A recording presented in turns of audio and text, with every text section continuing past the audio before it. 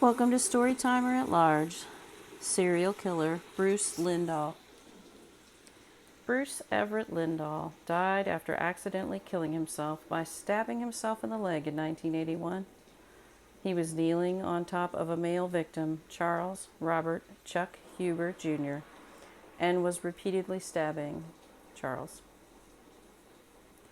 Charles Robert Huber Jr. was fighting for his life, and in the struggle probably caused Bruce Lindahl to stab his own thigh.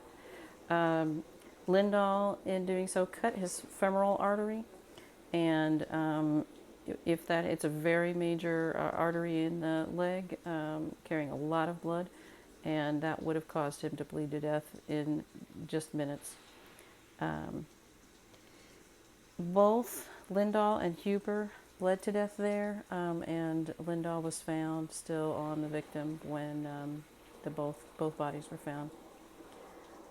Often the death of Bruce Lindahl is seen as accidental, but I think Charles Huber fought hard here. I think he was trying to save his own life, but he may have ended up saving so many other lives. Bruce Lindahl was not going to stop abducting, raping, and murdering innocent people in Illinois. Bruce Everitt Lindahl was born January 29, 1953, in St. Charles, Illinois. That's in the western suburbs of Chicago. He graduated from Downers Grove North High School and later worked as an electrician.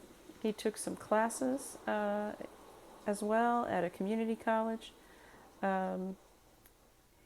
had a long criminal history within his relatively short life. He moved a few times within Illinois in order to avoid detection, I think. There were opportunities to stop him along the way, but somehow he kept getting the benefit of the doubt.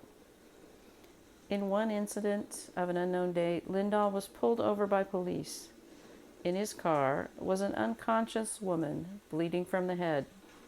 Bruce Lindahl told officers that he was trying to take her to the hospital, but he was driving in the opposite direction. An ambulance was called to the scene by the police, and the woman was treated at the hospital. A rape kit showed that she had been sexually assaulted. The woman said she hadn't remembered anything after Bruce Lindahl had given her a sip of something at a party. No charges were ever filed. In another incident, Bruce Lindahl pointed a shotgun at police when they came to question him about an extortion scheme. He avoided charges in that incident as well. In 1976, Bruce Lindahl abducted Pamela Maurer as she was making a quick trip from a friend's house in Lisle, Illinois, over to a McDonald's restaurant for a soda. Her friend immediately became worried when Pamela did not return. After looking around for a short while, the friend called Maurer's parents. Pamela's mother reported her missing around 11:45 p.m. on Monday, January 12, 1976. Pamela was sadly found the next morning when a motorist spotted her handbag on College Road, about 2 miles north of Hobson Road in Lisle, Illinois. Pamela had been raped and strangled. Pamela's case was cold until 2022 when Lindahl's DNA matched the DNA recovered from Pamela.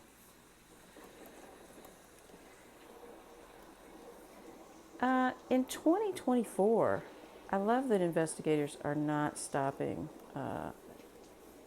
the investigation into him and using that DNA profile they've created for him.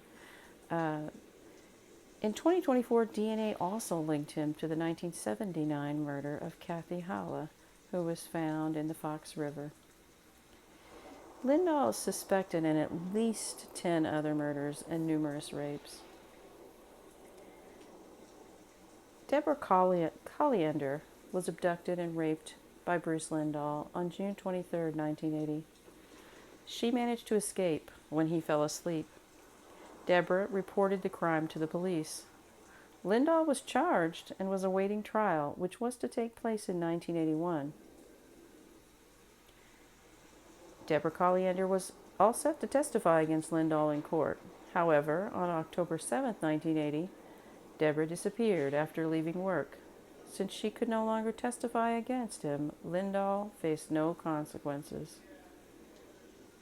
Investigators suspected him, as I said, of many more cases and are actively working those cold cases. Were his crimes limited to Illinois? Did he travel for work at any time? Is he responsible for other murders of young men as well as young women? There are many questions still to be answered. Deborah Colliander was found in 1982 after Bruce Lindahl had killed himself accidentally while in the progress of another murder. When she was found in 1982, a man came forward and said to investigators that Bruce Lindahl had approached him about killing Deborah Colliander so she couldn't testify against him. And that this man refused the money and refused that job. But either Lindahl or someone else,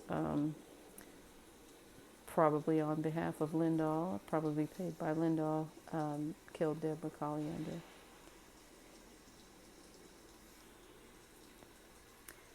As I said, there are still so many questions to be answered, but I love that investigators in Illinois are not giving up.